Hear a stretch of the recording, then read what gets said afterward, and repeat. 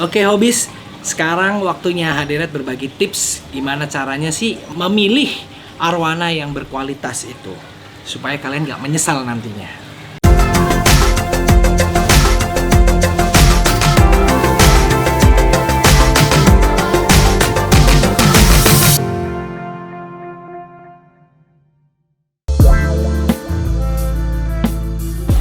Tips yang pertama dalam memilih arwana yang berkualitas, kalau saya sih memilih itu pertama itu memang harus dari anatomi ya, terutama itu dari badan. Badan itu harus proporsional. Artian kalau favoritnya atau mungkin yang kriteria menyentuh kriteria kontes itu badan itu kotak. Jadi dia tebal dan kotak. Itu ikan akan lebih terlihat proporsional kalau badan itu kotak dan tebal ya. Yang kedua masih di seputar anatomi. Kedua itu kita pilih tuh dari ekor dan sirip atas bawahnya.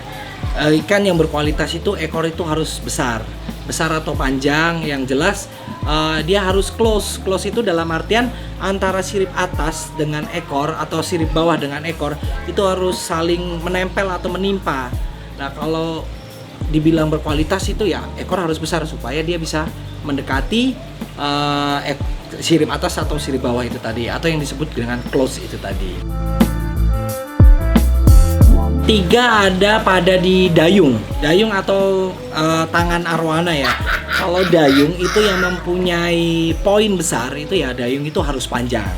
Dayung itu harus panjang dan terutama tulang pertama itu harus tebal ya. Jadi kesannya itu lebih gagah. Karena kalau tulang tebal juga itu kan otomatis dayung itu akan berat, maka dayung si arwana itu akan turun. Jadi terlihat dia itu lebih gagah. Kalau dayungnya itu panjang dan tulangnya besar dia akan turun. Natural itu bagus sekali. Tips keempat ada di kepala. Kalau kepala itu ya favoritnya memang kepalanya sendok karena memang itu pola ya. Jadi itu poin tambahan juga. Kalau kepalanya itu sendok, cuman nggak ada yang perfect ya. Memang kalau yang perfect ya jarang sekali. Cuman kepala itu salah satu yang penting juga. Itu favorit juga ya. Sungut juga yang bagus itu yang lurus ke depan, dia tidak bengkok, dia tidak bercabang kanan kiri atau dia tidak menyilang, karena beberapa ditemukan pada ikan tuh seperti itu. Ada yang menyilang, itu ada yang bawaan atau ada yang mungkin dia kecelakaan ya, mungkin bekas nabrak akhirnya jadi begitu, atau si ikan itu karakternya galak, dia sering gesek kaca, akhirnya sungutnya menjadi kebuka atau ke bawah atau ke atas. Itu enggak, yang bagus itu adalah lurus ke depan.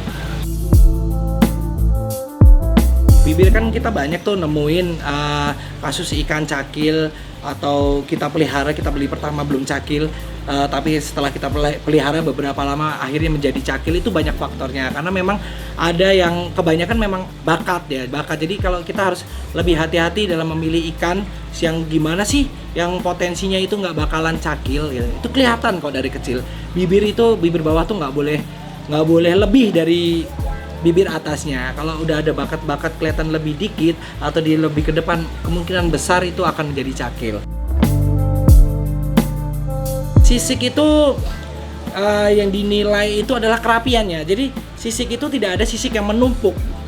Besaran sisik itu sama untuk terutama di bagian depan sampai ke tengah. Itu besarannya sama dan terlihat rapi, tidak ada yang menumpuk, artian tidak ada yang terlihat lebih besar, terlihat lebih kecil. Nah itu dianggapnya sisik kurang rapi. Jadi kalau yang overallnya itu sisik harus rapi. Kalau kita bicara super red ya, kita seperti saya kan peliharanya cuma super red. Kalau super red ya dari namanya aja deh, kan namanya udah super red. Artian kan super merah gitu. Gimana sih caranya biar super red itu ya jadi merah kan gitu. Makanya kita harus pinter-pinter gimana melihat base itu gimana. Jadi yang supaya kalau kita beli ikan masih tergolong bahan itu nantinya akan bisa jadi merah. Nah itu ada beberapa tips yang harus diperhatikan. Mungkin kalau saya jelaskan yang jelas yang favorit ya ikan itu metalik. Base-nya itu metalik. Cuman metalik juga nggak asal metalik aja, karena yang fully metalik itu malah rata-rata agak berat naikin warnanya di awal itu seperti itu. Tapi kalau yang untuk kita ngejar sampai ngeblok itu biasanya metaliknya itu cari yang berpasir. Jadi kalau kita lihat mata langsung itu di sisiknya itu metaliknya itu seperti ada kayak nggak rata gitu, kayak pasir gitulah, kayak pasir tapi itu bentuknya metalik. Nah itu biasanya rata-rata ikan itu akan jadi blocker. Itu tinggal kita treatmentnya aja gimana. Cuman memang nggak semuanya instan, harus butuh waktu dan kesabaran, ketekunan juga. Untuk base sendiri itu bukan cuman metalik ya yang favorit, sebenarnya banyak, itu semuanya selera ke orang. Karena ada orang yang suka dengan blue base, dengan green base atau gold base. Itu semuanya kembali ke mata kita masing-masing. Karena kan kita yang pelihara, jadi kita nggak usah dengerin kata orang deh gitu. Ikan tuh yang bagus begini-begini, enggak juga gitu, itu enggak juga, karena kembali ke kepuasan kita. Kalau kita suka yang kebiru-biruan ya kita cari dong baby atau bahan itu yang sudah blue base, karena memang kalau di blue base itu dia akan diringnya itu merah dan di sisik tengahnya itu akan kelihatan biru, itu suatu keindahan tersendiri. Begitu juga dengan green base. Cuman green base ini salah satu favorit juga, karena rata-rata ikan green base itu biasanya lebih cepat merah dan pasti merah, rata-rata seperti itu. Jadi green base-nya itu dari sisinya itu kehijauan, dari kepalanya terutama, kepalanya itu kehijauan, bukan abu-abu ya. Nah kalau untuk abu-abu itu agak berat memang, untuk dimerahin itu agak berat kalau yang kepalanya abu-abu. Tapi kalau yang kehijauan itu biasanya lebih cepat dan itu merah. Atau mungkin yang gold base dengan metalik itu menurut saya itu paling favorit saya sih. Kalau gold base dan metalik itu rata-rata ikan itu memang progresnya pelan, tapi dia warnanya tegas dan dia bisa jadi blocker. Terutama kalau metalik dan gold base itu biasanya ringnya sampai atas, jadi dia bisa cross, merahnya tuh bisa cross sampai ke punggung. Itu emang agak susah untuk cari gold base itu, tapi semuanya sih bisa ya sebenarnya, di treat itu bisa. Nanti tinggal kita tanning dari atas juga bisa kok, lama-lama tumbuh. Cuma tidak akan se-full yang namanya metaliknya tuh sampai punggung dan itu gold base. Jadi kesimpulannya, kalau hal paling penting dalam memilih arwana yang berkualitas itu yang menurut saya itu yang utama itu adalah di anatomi itu tadi. Ya secara keseluruhan, gimana itu dayungnya, badannya, kepalanya, ekornya, sungutnya, kerapian sisik dan bibirnya, matanya. Itu hal yang paling utama, karena untuk warna kita kan bisa treat juga ya. Tapi kan kalau untuk anatomi itu memang genetik bawaan kan gitu. Jadi kita susah itu, persentasenya kecil sekali kalau kita untuk membentuk anatomi itu, kalau nggak memang dari indukannya atau genetiknya itu bagus anatominya. Kayak contohnya untuk dayungnya panjang, indukannya dayungnya nggak panjang, terus berharap babynya, kita beli baby nih indukannya itu dayungnya nggak panjang, tapi kita beli baby yang dayungnya pendek, terus kita akan berharap nanti gedenya itu dayung akan menjadi panjang, itu nggak bisa juga, karena itu kembali ke genetik ikan tadi, ke indukannya gimana. Makanya itulah di situ banyak perbedaan ya soal harga ikan. Jadi kayak kita beli pasaran harga ikan 35 cm itu di sekian, harga sekian. Sedangkan ada orang menawarkan nih harga ikan baby ukuran 25 cm tapi harganya jauh banget dari ukuran yang 35 cm atau bahkan yang 50 cm. Nah itu kan pertanyaan sebenarnya, untuk hobis itu kan pertanyaan, kenapa bisa ini lebih mahal? Nah itu tadi faktornya, itu yang paling utama itu adalah di anatominya itu tadi. Kalau memang anatominya keseluruhannya dia dapat, contohnya dari dayungnya panjang, ekornya besar, kepalanya sendok, badannya kotak gitu, sisik rapi, mulut nggak cakil, rapi, mata rapi, basikan bagus, itu nggak mungkin harga ikan itu murah, itu nggak mungkin, karena itu mendekati kriteria yang seperti itu tuh udah artian itu udah mengarah ke arah kontes gitu. Jadi ikan-ikan yang begitu tuh udah bisa kita bawa ke kontes. Kalau udah dari beberapa bagian anatominya tadi tuh memiliki kelebihan kayak tadi itu yang saya jelaskan, ekor besar atau dayung panjang dan lain-lainnya, itu kalau semuanya ada di satu ikan itu, beraniin diri deh buat ikutan kontes.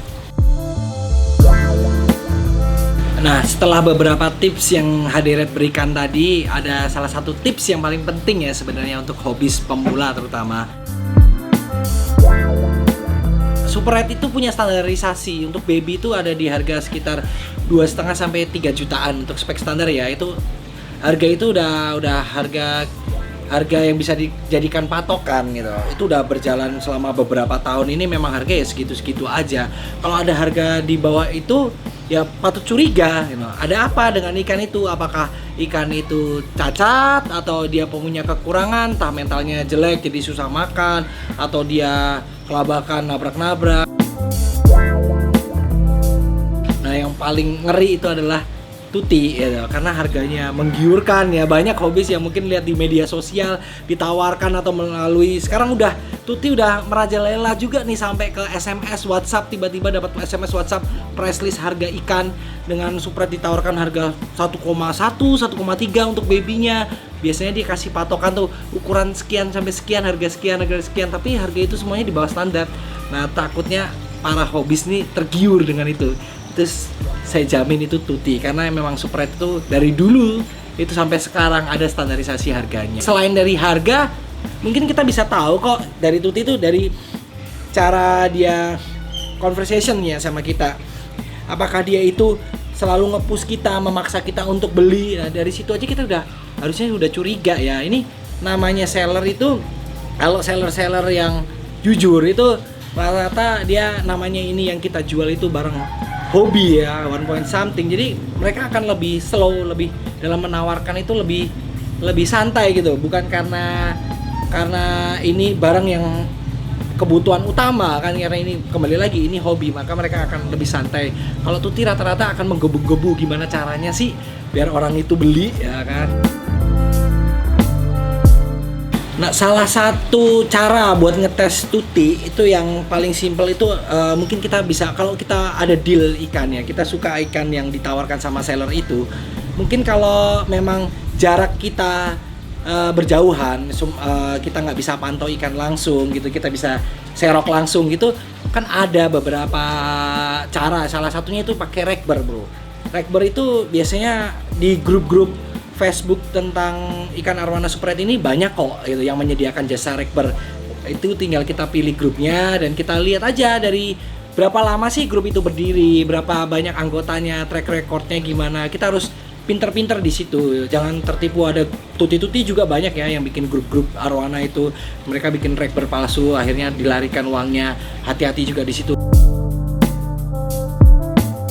Sebenarnya kalau mau gampang sih, menurut saya juga itu bukan hal sulit ya bagi seller untuk menawarkan gitu. Jadi kalau Rekber yang terpercaya kan banyak, ada beberapa e-commerce ya. Contohnya kayak Bukalapak, Shopee, Tokopedia. Itu kan di situ kan menyediakan jasa ya untuk Rekber.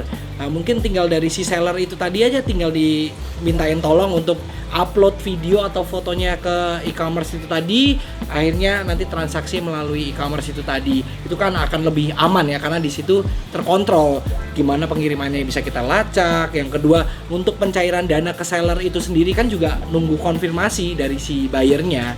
Jadi otomatis buyer akan merasa lebih aman lah ya, lebih aman. Belum lagi di situ ada ini loh, ada fasilitas yang nyediain cicilan 0%. Nah, itu kan enak banget tuh. Kalau buyer yang punya kartu kredit enak banget ya. Nggak semua e-commerce itu juga bisa ya ngelayani transaksi jual beli. Untuk contohnya untuk ikan arwana Supret ini, karena dia kan salah satu ikan yang dilindungi di Indonesia. Walaupun breedernya udah banyak, mungkin memang sekarang grade-nya udah turun ya. Dia grade 2 untuk yang dilindunginya karena breedingnya udah banyak. Cuman kembali lagi, nggak semua e-commerce itu bisa backup, karena mungkin ada beberapa aturan yang dari pemerintah yang memang nggak mengcover untuk jual beli suatu hewan yang dilindungi. Jadi ya mungkin bisa pilih-pilih sendiri lah, karena mungkin bisa sih istilahnya bisa kita kirim, mungkin ada di resikonya aja. Resikonya mungkin dari e-commerce itu nggak mau untuk memberikan garansi ya kalau ada apa-apa dengan hewan tersebut itu, terutama arwana Supret ini, karena memang itu salah satu hewan yang dilindungi. Jadi ya mungkin itu hanya opsi untuk pola bayar aja supaya mengamankan uang aja, bukan dari mengamankan hewan itu tersebut.